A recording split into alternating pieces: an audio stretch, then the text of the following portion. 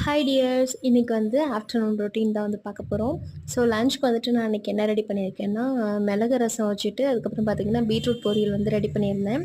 So beetroot வந்துட்டு weekly once R twice வந்துட்டு சேர்த்துக்கிறது ரொம்பவே நல்லது. ஏன்னா வந்துட்டு ஹெல்த்துக்கு ரொம்ப நல்லது. எல்லா காயும் நல்லது, இருந்தாலும் பீட்ரூட் வந்துட்டு கொஞ்சம் எக்ஸ்ட்ரா சேர்த்துக்கிறது ரொம்ப நல்லது.